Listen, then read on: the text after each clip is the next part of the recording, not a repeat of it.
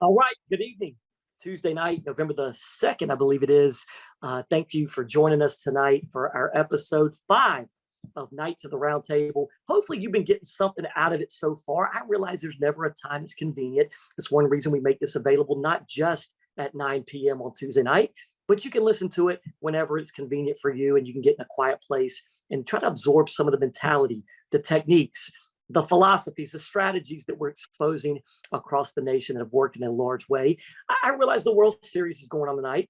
Now, what I've realized is watching a lot of sports in my life that typically I don't even remember who won a week later, a month later, let alone a couple years later. If you ask me who won the World Series the last 3, 4, 5 years,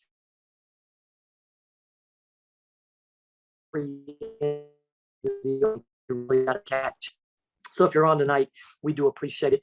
Do this if you would. Text me the best episode so far, which whenever helped you the most, you took the most from, took the most notes. Was it episode 1 with me and Craig Harvey? Was it episode 2 with the Nature Boy, Blair Ollendorf? Episode 3 with Leonidas, Brian Celestine? Or episode 4 with the pastor, Keith Thomason? I got to bet with him that he's not going to win. Now, don't just vote for the one that you feel like you work with or is your upline partner. Whichever one really spoke to you or you've been implementing some of the strategies, let me know. I'd like to hear that. So text me if you would. I believe tonight's going to be right there up. Maybe the best one so far, as we've got a comment, Miss Ashley Colie. We're going to have to change the name a little bit. When Craig named this series, the Knights of the Round Table, as he loves to make names, Ashley Colie came back and said, you need to incorporate females, the Knightesses or the Danes. And so we're excited to have Ashley on tonight to expose some of the systems she's created, some of the strategies that have worked for her. So without any further ado, good evening, Comet. Miss Ashley Colie, how you doing? Good evening, good evening. I'm very honored to be on tonight and super duper excited. And you're right, we are called dames, yes. Is that correct? Is a dame. I just like watching you and Craig go back and forth on those things. But Ashley, let me ask you, do you have a baseball team tonight? Braves, Atlanta Braves, 100%, 100%. My husband grew up with them, and I mean, even my whole family, we're Atlanta Braves fans. So 100% for the Braves. Okay. What about Halloween? We're just coming off Halloween weekend. Did you take the kids trick or treating? Did you dress up this year? Yes, trunk or treats, getting dressed up, Halloween parties, you name it. I love holidays. So grateful for them. But yeah, we were actually wolves. So my daughter, I have no idea where she got this from. I don't know if it was from the Great Wolf Lodge, but she is obsessed with wolves. Her and her best friend, McKenna, they love wolves. So me and McKenna's mom, we all dressed up as wolves. So we all had the same matching outfits and we had a blast. So it definitely lit up my daughter's day for sure. So we had a great time. So much candy. Wolves? So much candy. Wolves? I might need you to spell that, Ashley Colie. Wolves. W-O-L-E. Wolves. Okay. I thought maybe East North Carolina, how they pronounce the Wolfpack. Please don't let her grow up to be a Wolfpack fan, though. They can never do that to her. No, that's just a miserable existence as a sports fan. Dude, I thought I would have put money that you would have dressed up as either a cheer captain or a drill sergeant, or maybe mix the two. My nickname for Ashley is the cheer sergeant, because I think your personality is a combination of both. Y'all will be exposed to that a little bit tonight, I'm sure. So, segue business. I think, look, you've been probably highlighted as much as anybody in the nation the last couple of years. And newer people that have come on and started building, probably like, oh gosh, Ashley Colie, $1 million plus earner, first female to hit partner. But they may not know the backstory to the progression of your career. Like, I remember interviewing you in 2013, I think it was, at a Panera Bread. I don't think you'd ever made 6 figures. You were already in the insurance business. And I knew you could do this from day one. But years after, like I'm talking like 2.5 years later, I want to say it was maybe like spring conference 2016, you came with like 2 people. You had Laura Cisco, so you found a wing woman early, and 1 or 2 other agents that had quit. And so it was really just you and Laura. Yeah. I'm talking 2 to 3 years into your career. So that progression point then to hitting junior partner, now full partner and beyond. Absolutely. Well, goodness gracious. I mean, I'm extremely grateful for the NASB platform because it's everything. I owe my life, my kids' generational legacies, my grandkids to NASB. And the reason being is because I believe when you find the right platform, and you also are the right person, I think it will just magically click for you. And that was NASB for me. But when I found NASB, some agents, even if you get interviewed with NASB, you come aboard, you get licensed. Look, my start date with NASB was not May of 2013 when I interviewed with you, because it was like a wonky 2 years. 2013, I just remember, making $5,000, $6,000, $7,000 a month. And then I went part-time because I had a couple of miscarriages. We were trying to get pregnant with our second child. We had Christian, he was about 2 years old. And my husband was working at Sprint, making about $1,700, $1,800 a month take home. And I'll tell you what, like, I just was so focused on getting pregnant after those miscarriages that I went part-time with NASB. We delivered, we got pregnant with Chloe. So grateful for that. But when she was delivered, I took 10 months off from NASB. So making that decision, and again, understanding that my husband was only making $1,700 to $1,800 a month on a family of 4, we weren't even broke, Jordan. We were poor. Okay. So I think that just gives me, I don't like saying the word the slight edge, but somewhat of a slight edge when it comes to being able to relate to all people, because I didn't come from wealth. I had never, before NASB, I had never, ever made over $3,000 in a month out of any career. So really my start date was not 2013. I believe your start date happens when you go all in with NASB. When you put 100% effort all in, there's no plan B, there's no plan C. You straight up knock the door down of plan A and you burn the ships. And that's exactly what I did. That was in February of 2015. Because we were poor, I had to sell my engagement ring for rent money. My husband had to sell his prize guitar just so we could put food on the table. Our grocery budget, Jordan, back then was no joke, $30 a week. I mean, savings account didn't exist. Something in our checking account, gosh, if I could have $100 in my checking account, that would be amazing. But just kind of really 2015, I made 50,000 in deposits. So I wasn't your gunner. Okay. I wasn't this all-star, rock star, top agent coming out of the gates, even when I went all in, because I had a lot to do when it came to refining my character, because I knew one day I wanted to be a great, well-rounded builder. And so with that being said, 2016, I made 126,000 in deposits. 2017, 206,000.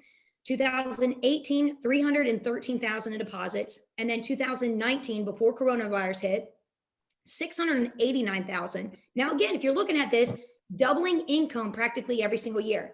2020 hit, where you have the coronavirus hit us in what? I think it was like April. And that was a year that just catapulted NASB, and it catapulted so many people's success. And I actually was able to hit that $1 million income mark in a year, 1,061,000 in 2020. So this year on track for 1.2 million. So it's still wild, Jordan. It really is. Really very, very grateful. I get like a mental image of Dustin being somewhere around there and being like in Ricky Bobby. Remember the wife in Ricky Bobby? Just like, hallelujah. Yeah, I mean, legit. I just remember every single month I would text you and Craig and Greg Baden, and I would say, guys, I would add up all my deposits on the first of the month, every single month. Okay. And I would just be like, oh my gosh, this is what I made. And it was crazy. But I remember when I made 100,000 my first time in a month. And I think that was over a year ago. And I just, man, the tears could not stop flowing. It was just, what? This is crazy. I mean, being able to even put 6 figures a month in your savings account, that is just, it's just wild. It really is. So I never would have thought it would have been like this. Never. When you interviewed me in, May of 2013, all I wanted to do was just make $5,000 in a month. Hey, shoot, 4,000 in a month, I'd be a happy camper. So yeah, progress has been a huge motivator. I'm impressed you had those numbers, just rattled them off. Did you have notes on those? Did you memorize them? Did you just make them up? Did you make up those income numbers, Ash? No, I'm a numbers nerd. You taught me that, Greg Baden and Craig Harvey. I remember failing remedial math twice in college, and you were the one that really taught me to hone in on the numbers, the formulas, because this arena is very predictable. So you would start shouting out these formulas and these systems and numbers and writing agents and, AP. And I'm like, okay, so I need to learn this stuff. So honestly, over time, I've just really memorized the formulas and the systems of success for sure. Okay. So, well, look, we may come back to some of the numbers that you track in your business. Let me go back to the progression question, because anybody hearing those income numbers obviously would like that type of progression. Now, some of those numbers, guys, if you're new with us, those are hard to believe. Like, you're just trying to make $100K a year and you're listed as somebody making $100K a month. Talk about what went into that progression from first year 50K. I think you made six figures like your third year, and then now six figures monthly. What went into that? You know, if there was one key element, and there's so many, there's so many elements to progression and success, but if there was one, looking back on, just my career of the past, ever since 2013, I really believe it has everything to do with your perspective. And, I don't know if it was from, Goalcast or from the leadership, the partners of NASB, but it just really started imprinting on my heart and in my brain about upgrading your perspective. And, just listening to your mentors, because understand that perspective by definition is just aiding in vision. So whatever the vision is, perspective aids in that decision and then also in that vision. And for me, just with perspective, if you want something out of life, you've got to understand that whatever mountain you're trying to climb, if you've never climbed that mountain, it's going to take everything you've got in you to go to the peak of that mountain to get that viewpoint. And then obviously when you hit that, maybe it's a promotion, but if you didn't hit the viewpoint or the promotion, there was some lesson, some greater thing that you needed to overcome. So all these years, I feel like God has just exposed so many life lessons when it comes to just overcoming. And I feel like so many people are afraid of tests. But when you're trying to strive for that perspective or that viewpoint, understand you've never climbed this kind of a mountain before, right? So, people ask me, well, teach me how to go to partner, teach me how to go to regional vice president or sales manager. And really what I say is, okay, let me show you how to first climb the hill that you're on first, right? Gather the tools that you need necessary because they're on your path. And I believe as long as people will just keep moving forward, and as long as people will just understand that what you're after is the perspective, because that aids in your vision.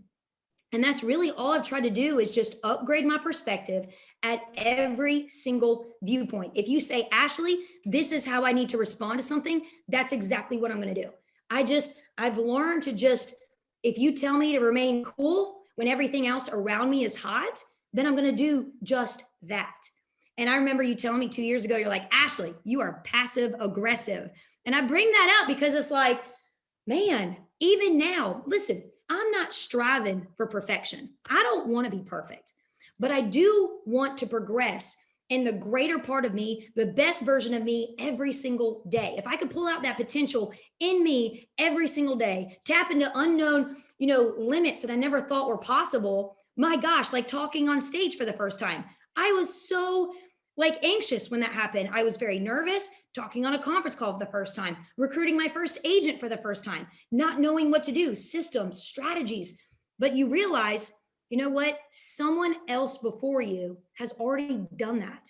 And I feel like perspective just allows you to understand that whatever your impossible is, was somebody else's possible. And if they're willing to invest and pour into you, why wouldn't you leech on to their coattails and follow them? And listen, in my opinion, if you want to be a great leader, you've got to have a good fellowship. So for me, I've always wanted to be the best student of Craig Harvey, you, the other partners. I sit at your feet and I like to learn. I like to listen. So, there's so many lessons, Jordan, so many, but perspective has got to be, even now, is upgrading your perspective. Well, it's like the further you get, take the mountain climbing analogy, you can also see further. So you reach what you think is a peak that was really hard to attain, but then you can see further. You can believe more. Yeah. You're that much closer to the next peak. So I think there's a good analogy there. Let's get into some of the systems, because I think these are things that other builders around the nation want to know. Hey, what has Ashley done to scale her business? How many writing agents do you have currently, by the way? Sure. We have close to about 100 writing agents right now. Okay. And through how many directs to you? Around a dozen? 12 directs. So you've always taught 10 wide, go 10 wide. You'll have 5 writing agents and typically 5 builders. Currently right now, today's date is November 2nd, 2021. So right now I've got 9 sales managers that are direct to me, and then 3 agents that are fighting to hit sales manager. So, and 1 regional vice president, senior regional vice president in Laura. That's right. Laura, soon to be junior partner. So, and when Ashley says, by the way, guys, you know, you want to, your structure 10 wide, 5 managers, maybe 5 sellers. Don't get me wrong. That's kind of your end result. That's your end vision, meaning you're going to have to hire a lot more than that to get your final 10. You're also going to eventually stack some people. So there may be somebody that needs some extra assistance and you slide under. And so your structure is always changing. And by the way, most people that you pin in as a manager, I remember talking to you about this actually years ago. You thought everybody you hired was going to stay forever. And you thought everybody you hired was going to be a manager. Some didn't want to be a manager. Some were just better off selling. They're better off just, you know, living their life and not necessarily having the responsibility. And that's fine. We don't want to force people into that. Your biggest income is by growing a team and expanding your agency. I mean, you can make 100 to 200K pretty simply just selling insurance here if you go to work, and maybe even a little bit more than 200K if you're one of the top agents. But to get to where Ashley is $500,000, $1 million income and up, it's going to probably take growing your agency. So let's talk about systems. And I think the reason that I like talking with you about this is, one, you've implemented a lot, but your personality, I don't think that you're like the mechanical, you know, type, the melancholy type. If you read Personality Plus, like you're not naturally that detailed, I bet. I mean, the only person more scattered in a conversation than you is Keith Thomason in our company, maybe Craig Harvey. So you had to be intentional about getting focused on some organizational things, systems. So talk about systems you've either duplicated or innovated that have helped your business. You know, I really believe that you absolutely 100% need systems. And the neat thing is that each team, each partner has their own systems. And I'm all about innovation. I'm all about not reinventing the wheel, but making that wheel even stronger. And so I just believe that systems call for predictability. That my biggest thing over the past 6 years in developing teams is if I could pluck and select any hired agent that if they follow our systems and they've got grit, they're honest, they're coachable, and they've got a great work ethic, you will do great things here as long as you follow our systems. So for example, I kind of split it up into three kind of areas. So for example, the first systems would be pretty much launching a new agent. There's lots of systems when it comes to launching a new agent. Second set of systems is developing an agent. And then the third set of systems is developing leaders. Because every single bout along the way, we've got to make sure that the systems are intact. And we upgrade our systems, Jordan, probably every single quarter. And it's not me that creates them. Do you understand that look, of the 12 that are direct to me, every single one of them has something that is not a strength of mine. So when it came to finding people, yes, I wanted the character. Yes, I wanted the grit and the honesty and the coachability and studentship and work ethic, but I wanted them to have different spiritual gifts than I had. I wanted them to have, you know, different talents. So why? So that together, we could together legit create these systems. So you're 100% spot on. I am not detailed, but I'm okay with saying that. However, that being said, the systems that you create, you need to make sure that they're versatile for all agents, that it actually works for all agents. So for example, when it comes to launching agents, some of the systems that you might really want to implement here is like a phase 1, a phase 2. That's what we've got. So phase 1 is when somebody physically gets licensed. You have a write-up, maybe it's 1, 2, 3 pages of whatever pre-licensing system that you want. And it's a breakdown of how to get their fingerprints, how to get their state exam. So you eliminate all guessing. The whole big thing here when it comes to systems, check this out, Jordan. As a leader, it takes things off your plate. So if you're a leader right now that's watching this, or a builder as in an agency, your biggest thing is to take more things off your plate. Because why? It allows you to do more things that are necessary for your growth versus just being stuck here and answering all these text messages about, oh, well, how do I get my license? Bam, here's phase one. They don't even have to ask. It's already sent to them once they get hired. Phase two for us is, hey, listen, once you obtain your state license, the next step is a snapshot. Ours is 3 to 4 pages. We do not have a massively huge, 50-page handbook. And if there is that, that's fantastic. If you're doing something like that, these are just systems that, in my opinion, work for, the majority of people that we've just been able to harness on. Phase two is a snapshot of what it looks like over the next 45 days. Jordan, we're constantly just refining that phase two to make it even simpler. A clear mind says go, a frustrated mind says no. So when somebody's a new agent, everybody knows how complex insurance can be. So if we as leaders can create systems to allow that journey for them in the very beginning to be less stressful, it's going to be with the systems. Ashley, let me jump in because I want to ask you a follow-up to that first part. I think most people will agree, yes, we need a system in place. And salespeople, we're sometimes anti-systems. Yeah, we like them, but we don't want to slow down enough to replicate it, duplicate it, orchestrate it, whatever straight word you want to use there. Okay. Yeah. So here's my question, I guess. When you look at your phase one, and that was something you saw that might have been lacking, in my organization, because every manager team had a different way of launching people. So you create a phase one, phase two. But specifically, if another team wants to borrow your phase one, what does it consist of? Oh, sure. So again, the phase one, just like I had mentioned, it just shows you how to obtain your state license. Now, ours is pretty universal. And the reason being is because when you have multiple states, I think right now we're just for my organization, we're in about 14 states. So, or more, I have no idea, honestly, at this point. So I'm not going to make a phase one for all these states. It's very universal. Maybe the state fee might be a little bit different than North Carolina, but they can at least follow through with it.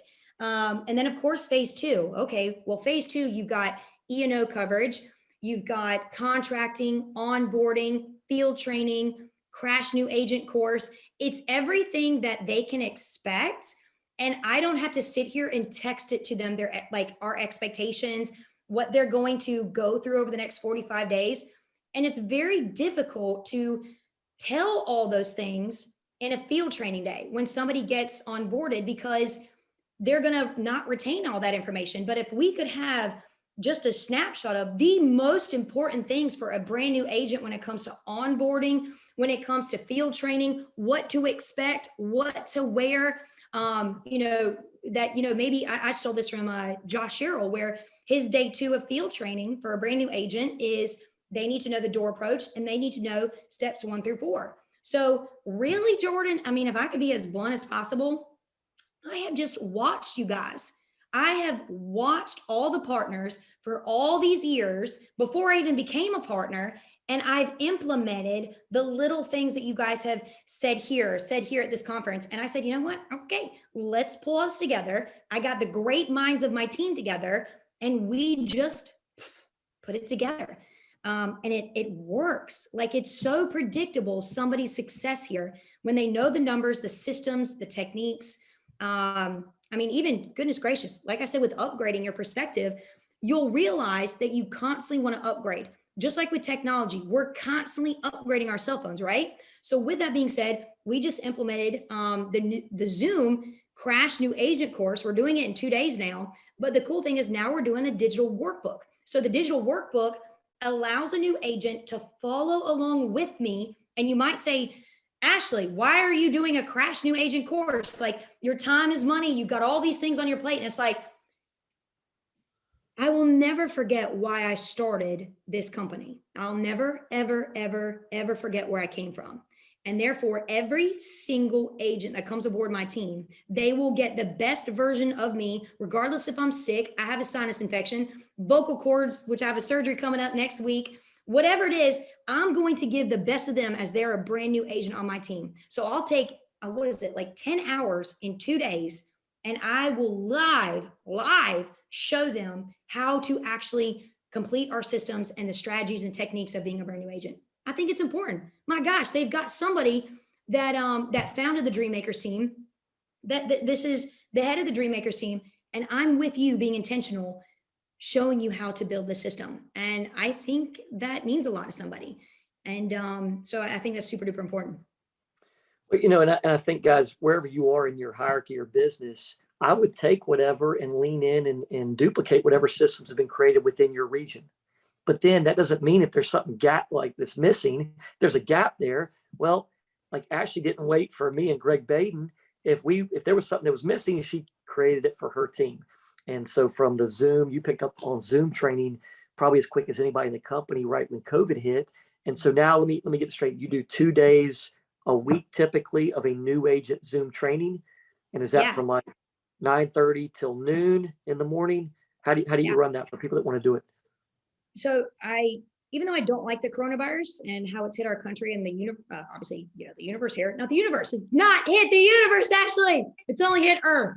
How would we know? But anyway, so nobody likes the COVID, but it has sparked innovation. Sometimes when you're faced with challenges, you're called to innovate. You're called, just like what you guys did, a task force. So when Zoom started coming out, and I tell you what a way to have all these new agents. And sometimes we'll launch. So what I do, my system is every other week, I'll do a 2-day Zoom. And it's people all over the country, Texas, Florida, Oklahoma, California. And all of us together are alive on a video. They are prepped to dress business casual. I've spearheaded this where I'm like, okay, let's test it out on an evening. Let's test it out for 3 days. Let's test it out in this way. The best way that I've seen to get the most out of your agents in retaining information is you got to do it a Wednesday and a Thursday at 9:15 in the morning, because they've got coffee in them. They got their, breakfast already in their bodies, and they're good. They're fired up. Their brains are wired. And so therefore I'll do it from 9:15 to 1:30 p.m. Now, I know it's a little bit of a long stretch, but that eliminated that third day. So that's why we do it in 2 days. And it's just a straight up Zoom. My gosh, I've got videos that I do. I do a lot of interaction with them, ask a lot of questions, but the digital workbook allows them to fill in the blank of the most important things of understanding our systems and our strategies. So we knock it out in 2 days. In other words, the first day is about the systems of NASB, understanding the history, reverse engineering your goals, the path to prosperity, maximizing entitlements, understanding your spreadsheets, your book of business. We call it, I think Craig Harvey called it the funnel. So, we talk about the leads, communication, presentation, and schedule. And so all that is on day 1. And then day 2 has everything to do with the techniques of the 10 steps of the presentation, the door approach, the call ahead, and understanding examples of real life examples of being inside the home, rate calculators, how to do that, how to fill out a proper application. And then we're done at 1:30. And then I say, congratulations. We send them, I will send them a lanyard, and then also just like a congratulations for passing new agent training. Now you might say, Ashley, that's a lot of work. That's why I just hired an executive assistant. It's our 3rd employee. We're super excited about that. So yeah, sometimes you need to hire help. So I'm very grateful for that. Let me ask you this. What numbers do you track, or have you forced yourself to track, and why? Sure. I track my deposits because I believe that your deposits speak to you on your progress. So I've always wanted to compete with myself. Now, I would say that my big brother in NASB who I compete with on a healthy level is Josh Errol, because we're always neck and neck, right? I always want to beat him in income or beat him in structure. So it's pretty cool to have healthy competition. But for me, internally, competition doesn't drive me. But internal competition, beating better than my best, that's huge. So if I'm looking at my progression of deposits, it will speak to me when I actually chart all those deposits. Another thing I track, obviously, is the book of business, which everybody should as an agent. But as far as a builder, you've also got to track what we call a roster. So in other words, a roster of, hey, you've got all the active writing agents on your team. You've got their name, their address, their phone number. You've got their NASB anniversary. You've got their birthday so that you can send them a happy birthday card. But then also, what was the other things? When they pass new agent crash training course. We've got a couple of other systems too when it comes to recognition, Jordan. So it's not just on the front end of phase 2 training and new agent training. There is a whole other part of recognition that we've also created systems.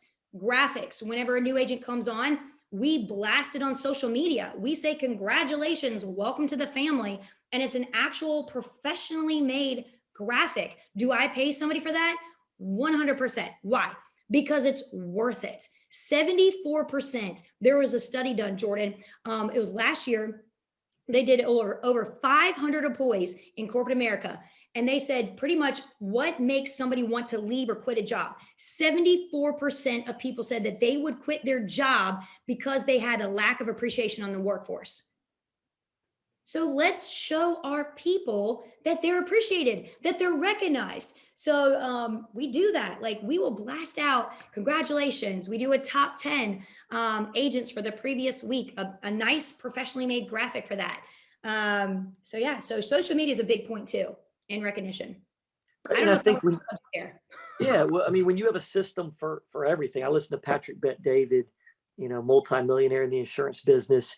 And he started just hammering at his last convention where he's speaking to have systems for everything. And this guy, he goes overboard on some stuff, but he's talking about system for brushing your teeth, system for shaving.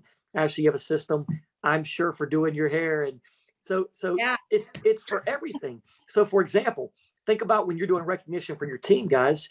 The reason we implemented the 10K club is because before that, we just aimlessly recognize people. Hey, this guy did this. This guy did this. Remember the Monday call? For a long time on the national call, we just would randomly read off people that had a big week. Well, a lot of times you'd miss people. You highlight somebody did 6 and you forget to highlight somebody did 11. And it was just random, haphazard. Now just a system for the top 10 each week. So you want to start doing this for your own team, right? There's a system for recruiting people. Let me get more into that, because you've been one of the best recruiters. And ultimately, I mean, yes, you've got to be able to lead people once you find them and they want to follow you. And, but ultimately you got to find people.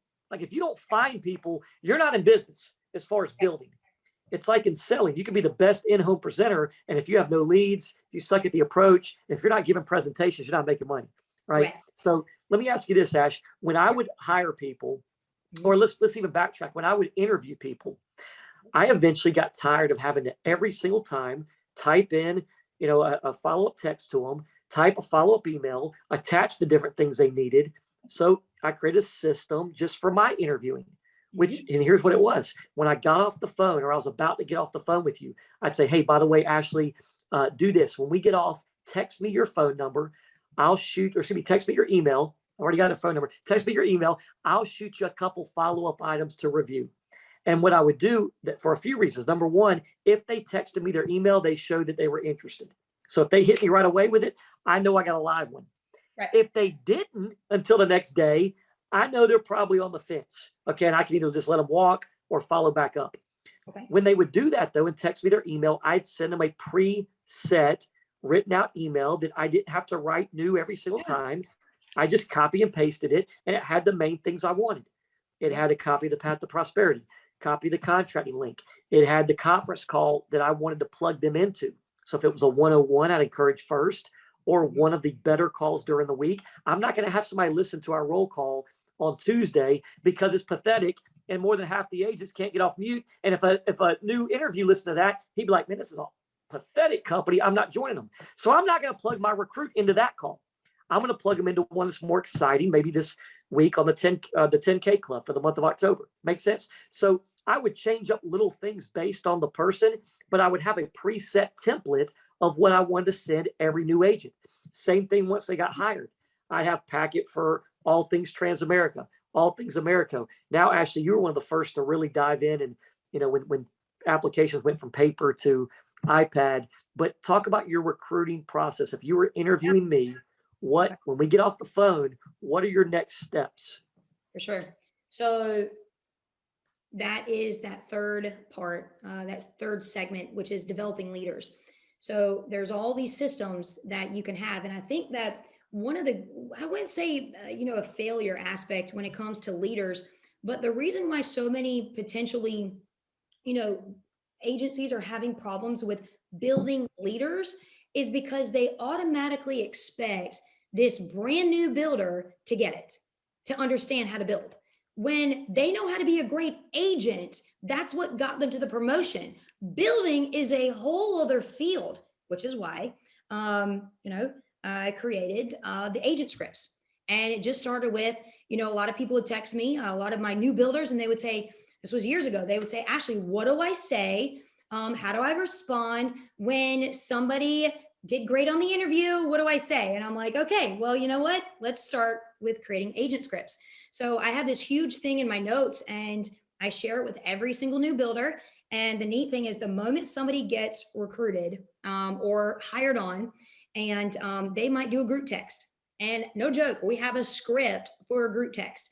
And that means that they would group text me, and I might say, congratulations, welcome to the team. We're super duper excited for you. Go ahead and pass that, pre-licensing within 5 business days. If you don't say a date, you're crazy. You got to tell them, you got to let them know what the expectation or the standard is, which is 5 business days. Pass that rascal in 5 business days. So I know what kind of training to expect over the next couple of weeks for you as the brand new hire. Once they get hired on, in my cell phone, for me, what I have is every single new agent that comes aboard my team. So, and then also, I know it sounds kind of crazy, but every single new agent that comes on, I put their name down. I then welcome them to WhatsApp, which is the bigger WhatsApp. Then we add them to Facebook, to our Facebook team page. That way, they can get aboard our Facebook team page. And then we send them a welcome text again once they pass their licensing. And then in 2 weeks, bam, I tell you what, here comes the Crash New Agent Training course, because they've already gotten their iPad Pro, they're reading Phase 2 training. So, I tell you what, it's just keeping it predictable, keeping it simple. It's even how people introduce somebody on a group text. You'll see this because you're on the group text. It's the exact same darn text, welcoming them to the WhatsApp. Hey, don't forget to do this. Don't forget to add Ashley on the Facebook team or with the Facebook team page. So they're not forgetting anything. And then also sending over Phase 2 training. So very systematic, very stupid system.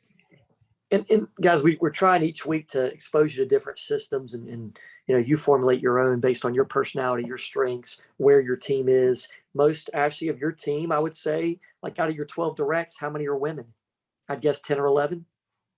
I don't know. I mean, I definitely have a little bit more. I would say 75% are women. Yes. Okay. So obviously, if that's your makeup, and you're going to attract who you are to a high degree, then you need to know what that nucleus is. And Ashley, since you attract what you are, you guys are great on culture. Y'all are great on team incentives and get-togethers. Let me ask you that, and then I want to hit you with some rapid fire. So sure. Some of the things you're talking about, it's not like people need to pull out of the field and all of a sudden start doing a Zoom training 2 days a week. And I get it. People are looking for shortcuts. That's not what you did until you got to the point where you've got people all over and you're saying, how can I be most effective and get in front? I can't go ride with everybody this week, but I can get every new agent on my team with me face-to-face via Zoom. Okay. So from an incentive standpoint, talk about how that grew. Like you started with Breakfast of Champions, I believe, was the first event you started doing. How big was your team there? How did it look for people that want to replicate it? Then where did that progress to? Yeah, well, anytime you do anything for the first time, you always want to check upline. I remember asking Greg, hey, Greg, what do you think about like a Breakfast of Champions? And I would sacrifice my delayed gratification of my date money, I guess you could say. Me and Dustin never went anywhere, okay? For the first 1.5 to 2 years, never went on vacation. It was just all in with NASB. So the money I would go on dates, maybe potentially with Dustin, I would put towards a Cracker Barrel. Why did I choose a breakfast? Because it was cheap, but it was nice, right? So anytime that we did the Breakfast of Champions, there was a method to it. There was a strategy to it. So in other words, like I knew that anything I was doing as a builder, I would also want future builders to implement. So now so many builders on the team, they'll do like a, like a breakfast thing or like a brunch thing, because you don't have to pay for alcohol, right? And a breakfast is like $6. And I know you're like, well, that's the cheap version. Not really, because again, when you're teaching new builders how to build, they don't have to go to Bruce Chris to go spoil their agents. Let them earn that. And there are moments for that. I mean, my goodness, when Laura hit regional vice president, it's a tradition on our team that when you hit regional vice president, you get a brand new Michael Kors watch And we typically pick that out together. You get a brand new Kate Spade purse. I take you shopping, and then I treat you to the Omni Grove Park Inn, which is typically like anywhere from like $3,000 to $4,000 of a vacation for you and your spouse. Those are just traditions. I believe traditions are amazing because it really does create culture on your team. Think about Christmas. Like, some of the most incredible memories you have are from wonderful holiday moments with your family. And it's the same thing with us. We'll do like a random taco night, spaghetti night, and we will do crazy things. We just did a fall family festival for the first time. I've been wanting to do this for years. My gosh, we had so many NASB teenagers and little kids that are, the kids of our NASB agents. And oh my gosh, just to be able to empower them and give back to them. And oh my gosh, it was amazing. So I love creating traditions, and it's every month, Jordan.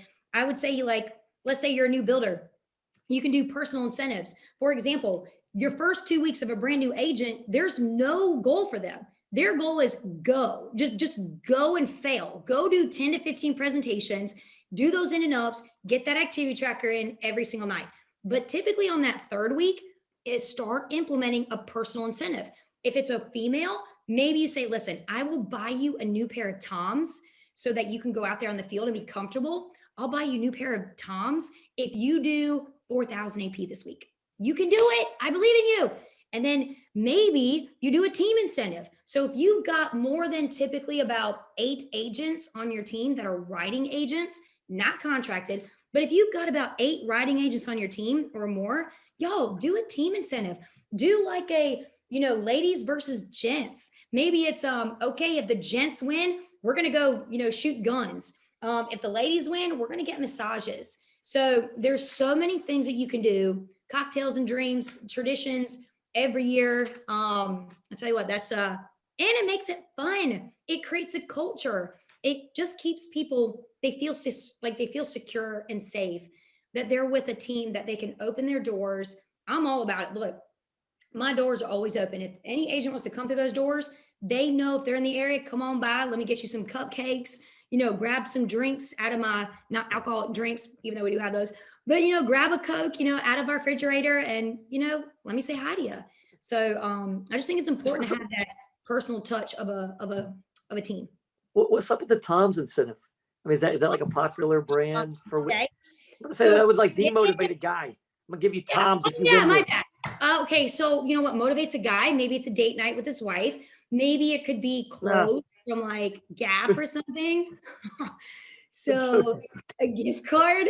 But yeah, I mean, yeah, whatever motivates them. A lot of times with guys, it's date nights because guys are like, yeah, whatever, we don't care. But they're like, okay, how about a date night? So you give them a $50 gift card to their favorite restaurant or something. Right. So some of this, guys, is again to expose you, get your creative wheels spinning based on what other partners have done. And look, you don't have to feel like you got to do everything that Ashley's doing. Her personality is more fit. Like I'll say, you do more events. Yeah. Certainly than most of the guys do, probably more than Josh, Cheryl, Hollyfield, Cam, Robert do combined. They've still been pretty successful here. So, find what works for you, and we want to expose you to different things. Let's go a little bit of rapid fire. You up for that, Ashley? Yeah, so let's go. One word answers here based on some of the questions we got in and some of the ones I just want to ask. I always ask people, hard work or smart work? Okay. Both. You need both because, again, back to systems, smart work. If you have systems, that's smart work, right? It eliminates so much of the guessing game and you're able to maximize your time. But you also need this work ethic where you've got to really pour in 100% of your time. Not your time, I'm sorry, but 100% of your effort on whatever task that you're doing, if that makes any sense. Yeah. So both. All right. Okay. All right. That's my answer for that question too. Books, or you love Goldcats? I do. Which one you like better? Goldcats, 100%. Okay. Edie Jakes is my man, 100%. Les Brown, yes. Tony Robbins, Craig Harvey with his new book. Whoop whoop. Did you have that book planted there, or you've been reading it? Oh my gosh, I have books everywhere in my house. I like if I kid you not. Like I'm looking at my dining room. There are books over there. There's books in every like corner of my house. I don't know why that is, but they're everywhere. I guess that's okay. Favorite, somebody's asking favorite sport. Oh, I would say volleyball. I love some sand beach volleyball. Yes. Okay.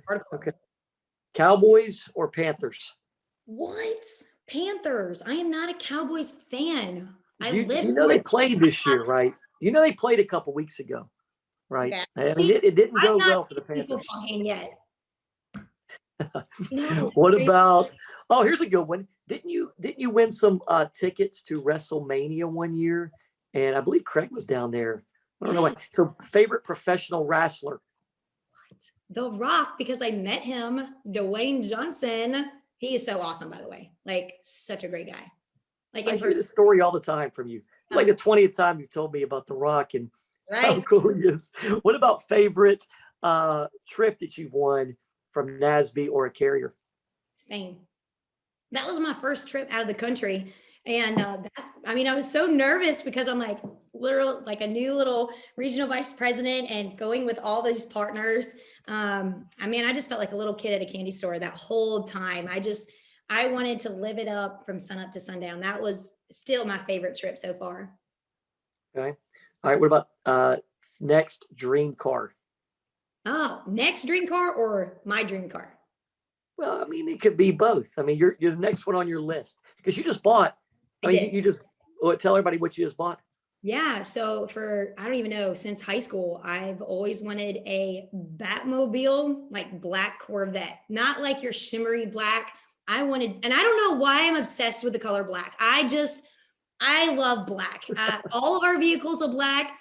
Even when Dustin wants to get a new car, I'm always like, nope, sorry, it's got to be black. And he every time he tries to argue with me, and I'm like, dude, I don't know if it's because we're the mafia, even though we're really not, but I just love that color black. It just, I don't know, it just represents just beast mode. You know what I mean? So anyway, we just got a Corvette. Okay. All right. I'm not going to touch that one. Okay. Yeah. What about that? Number one characteristic that you want people to remember you by? Hey, wait, you said your next car. So the next car that we're doing right now, we've already ordered it, is what is it called? A premium luxury black Escalade 2022. So nice. I'm so excited. I know. Get them. I mean, it's hard to get right now. We got connections. Okay, Jordan. Okay. Number one characteristic you either developed or that you'd like to be on your tombstone. My tombstone, my God. I'm saying somebody had to remember you. Yeah. Probably the number one characteristic I would want people to remember me by would be a servant-driven leader. I don't know. I just want people to know that I love serving people. I love to serve. I love to serve. I love to serve. If I could just mimic Christ every single day, that's all I want to do every day. Serve. Okay. All right. And let's do this as we need to wrap up here. We got the World Series coming down to the final inning soon. What about, just kind of what's next? What still drives you? You've hit income levels that people, would dream of. What still drives you? What's next? What are you passionate about? Well, we actually just started it. So my CPA, my financial advisor, and then we just got an estate planner, and those three musketeers, because they're very close. And I kind of created that environment, by the way, for them to be very close because they're working with me and they are working with my referrals. But the cool thing that I've wanted to do for years is to create a foundation. And I tell you what, it was just trademarked. It's called the Dream Makers Ripple Effect Foundation. We actually just trademarked also the Dream Makers team, which is pretty cool. So nobody else can take that. But yeah, it's a private foundation just using, the money that we've been able to earn from NASB and taking a major, huge portion just to be able to serve and help our local community here in North Carolina.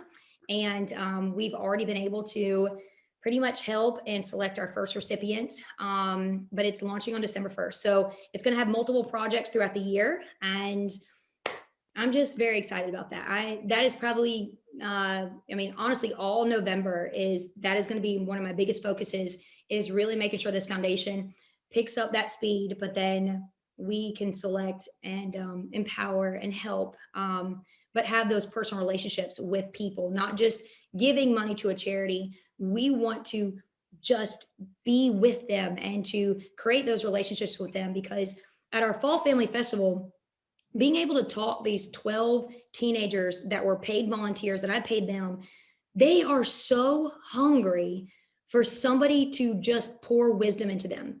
It's not about information. They are this, I don't know, I just feel like our kids and our teenagers, they're hungry for, it's not knowledge, it's wisdom. It's somebody that can pour their time, their money, and investment into raising them up to being a man or a woman of faith and strength and courage. And so this foundation is just going to do so much. So I'm just very grateful for that. That is super exciting. Well, I know we're starting this November, No Sales November contest to give back, and a lot of charities involved. You're also doing one this month, a 100-day challenge, so which is going through the holidays to be able to give to your charity. So I was going to end with that. Let me ask you just one last question. We'll end on this, certainly. I've been reading a lot of numbers lately. I don't know if y'all have heard, listening in, about the Great Resignation. Have you heard of that, Ashley? Great Resignation? No. So what it is, there's record numbers of people resigning from their job. So if you look back at June 2021, biggest month ever for resignations. May was almost as big. Since the spring, the last 6 months or so, there's been, I can't remember the exact number, of like 20 million people, somewhere around there, have quit their job. And they're literally, economists are calling it the Great Resignation. I do believe there's an opportunity coming right now, and we're probably already in it, of a hiring event that you may not see again in your career. I don't know. There may be another one, but you might not. We had this back with the financial crisis, 07, 08, 09. A lot of people were forced to look outside of real estate. I mean, Keith Thomason changed careers into insurance because of that. Craig Harvey changed careers into insurance because of the financial crisis. Scott Davis changed careers because of it. I kind of, on the tail end, changed careers because of the financial crisis. You're going to have that happen again right now, and you already are, because of the COVID crisis and things that have just transpired since then. So if you were talking to one of your directs, Ashley, you've helped a lot of people hit sales manager, couple hit RVP, couple more on the brink of hitting it. I mean, what would be your advice going into the holidays to get their team to a level of 10, 15? Let's say they only have 1 or 2 agents right now, or just looking at recruiting. I mean, How would you recommend building their base with this just opportunity to hire people that may not come again? Right. I think building is a lot to do with the 10 steps of the presentation with our seniors, where what we say is make a friend, find a need, and fill the need. When it comes to this season with the Great Resignation that you were talking about, we also need to think about the same thing, which is it's not about our needs being met. It's not about new agents or potential hires meeting our expectations. As leaders in this industry, we need to go and meet their needs. We need to meet them where they are. We need to fill that gap of whatever is missing out of their previous career that they're trying to resign from. And we need to fill that gap. And I think so many people want to, put those, the leaders that just want to have these new agents rise up to their level of expectation. It's like, no, you missed it. You need to go to their level. You need to meet them where they are, and then progress them up to the level that they want for themselves. So just like, just in ending this, every single year, we always have one word that we focus on, one word and one Bible verse that we always focus on. And the one word for 2021 was fight. And that is 1 Samuel 17:32 with David and Goliath. Go and fight. And realizing that your tests, they are just blessings in disguise. You need these struggles because they're going to refine you. They're going to rebuild you up into the man or the woman that you were supposed to be, that God needs you to be, to go out there and fight. And in my opinion, look, man, anytime you feel like you've just overcame the biggest mountain of your life, guess what? Soon enough, there's going to be another big mountain that you've got to climb, another big Goliath that you've got to slay. So anticipate that. That's another thing that I've done for years is I anticipate that next great adventure with NASB, whatever it might be. It's not about the promotion of it. It's the next adventure of launching a new agent, launching a new territory, launching a new state, coming up with a new system, helping just this NASB Nation go to where we are now and take it to the next level. And it's going to require everything we've got in us. So Jordan, I would end on that. Yep. Well, Ashley, thank you for joining us. I think I mentioned earlier, Ashley can charge thousands of dollars to speak to corporate companies, especially to insurance companies. Remember, we hired that guy one time to come in. It was like, he got $10,000 for an hour. Luckily, Ashley doesn't charge us that much. Hopefully you pick something up tonight from the comment. Our first female partner, first of many. She broke a barrier that I'm sure many will duplicate. Ashley, thank you. We are over and out for episode 5. We'll be back with you next Tuesday. Let's go Astros tonight. We'll see you next time.